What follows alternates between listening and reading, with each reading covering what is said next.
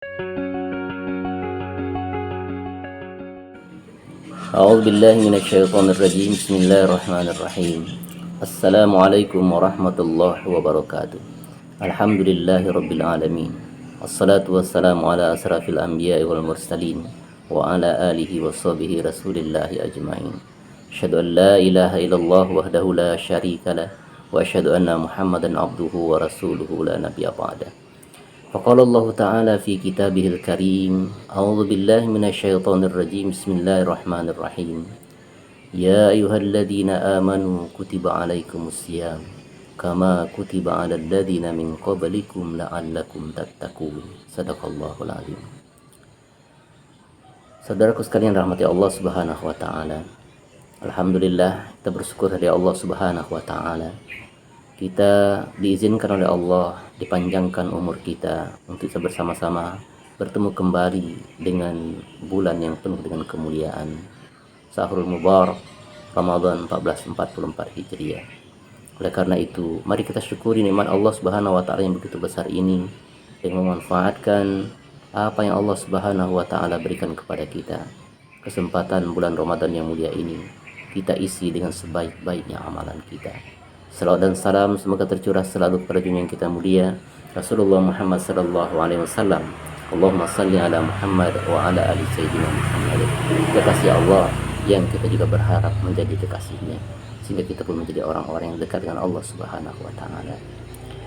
Dalam surah Al-Baqarah ayat 183, Allah Subhanahu wa taala mengingatkan kepada kita semua, Ya ayyuhalladzina amanu kutiba alaikumusiyam kama kutiba 'alal ladzina min qablikum la'allakum tattaqun.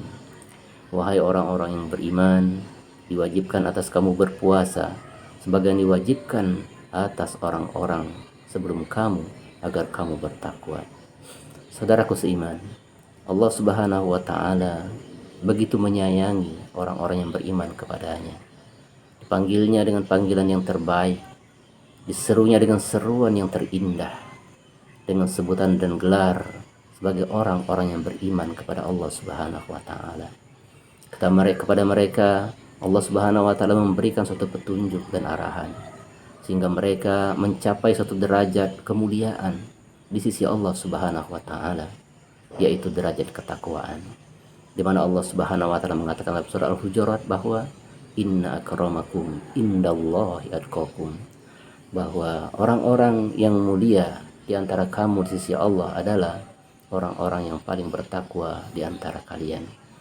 Maka di saat orang-orang yang beriman diseru oleh Allah Subhanahu wa taala untuk menjalankan ibadah puasa dalam rangka merengkuh derajatnya sebagai orang-orang yang bertakwa, pada hakikatnya Allah Subhanahu wa taala ingin memberitahukan kepada kita semua, inginkah Anda untuk mendapatkan tempat yang dekat dengan Allah, mendapatkan tempat yang mulia di hadapan Allah Subhanahu wa taala?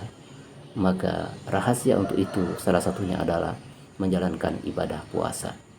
Ibadah puasa Ramadan merupakan beberapa hari yang Allah Subhanahu wa taala tentukan sebagai hari-hari yang dimuliakan oleh Allah, sebagai hari-hari di mana kita mendapat kesempatan dari Allah Subhanahu wa taala untuk mempersembahkan amal-amal terbaik yang kita miliki. Orang-orang sebelum kita, orang-orang soleh sebelum kita, umat-umat sebelum kita, mereka pun diwajibkan oleh Allah Subhanahu wa taala dalam rangka merengkuh ketakwaan kepada Allah. Makanya Allah mengatakan bahwa kama kutiba 'alal ladzina min qablikum, sebagaimana juga diwajibkan atas orang-orang sebelum kalian.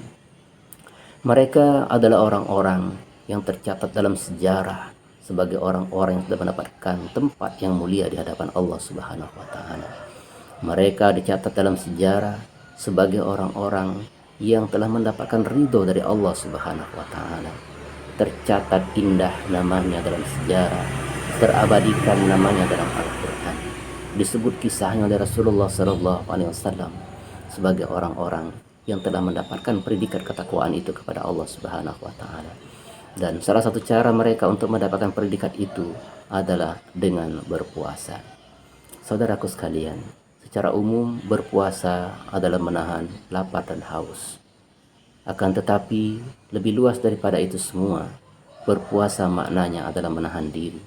bukan hanya sekedar menahan diri dari rasa haus dan lapar, tetapi juga menahan diri dari hal-hal yang disenangi oleh hawa nafsu kita. Maka hal-hal yang kemudian kita langgar, kita mengikuti kemauan hawa nafsu kita, itu akan menyebabkan puasa kita menjadi batal. Dan kalau puasa kita menjadi batal, maka yang akan kita dapatkan hanyalah sekedar rasa haus dan lapar. Sementara pahala dari Allah Subhanahu wa taala, ganjaran dari Allah Subhanahu wa taala tidaklah akan kita dapatkan. Oleh karena itu, saudaraku sekalian rahmati Allah Subhanahu wa taala, di awal-awal Ramadan ini, mari kita murnikan niat kita. Kita coba untuk menguatkan azam dan kemauan kita untuk menjadikan Ramadan tahun ini sebagai waradan terbaik dalam kehidupan kita, sehingga amalan-amalan yang kita lakukan pun adalah amalan-amalan yang terbaik. Kita pancangkan niat dalam diri kita agar kita mampu mengoptimalkan Ramadan ini dengan sebaik-baiknya.